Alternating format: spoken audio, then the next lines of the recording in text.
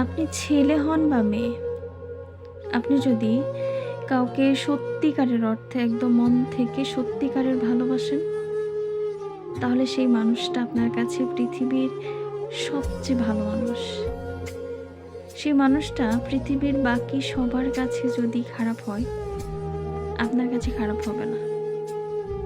সেই মানুষটা আপনার দুর্বলতার সুযোগ নিয়ে আপনাকে ঠকাচ্ছে, এটা আপনার আশেপাশের মানুষ বুঝতে পারছে।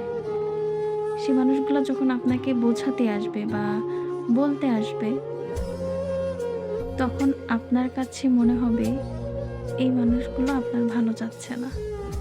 তারা চাচ্ছে না আপনি ওই মানুষটার সাথে থাকেন। সেই জন্যই তারা তার বিরুদ্ধে খারাপ মন্তব্য করছে।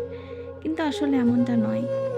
ওই মানুষটা আসলেই যে খারাপ সেটাই বোঝাতে চাচ্ছে আপনাকে। কিন্তু ওই মুহূর্তে আপনি কিন্তু এটা বুঝবেন না। বোঝার চেষ্টাও করবেন না। উল্টো আপনি ওই মানুষগুলোকে ভুল বুঝবেন।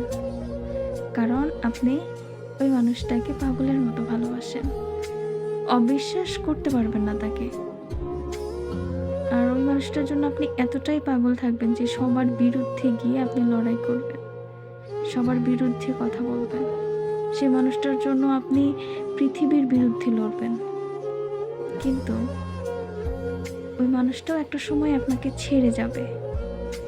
আপনার এই এত ভালোবাসাকে উপেক্ষা করে ওই মানুষটা আপনাকে একটা সময় ছেড়ে যাবে।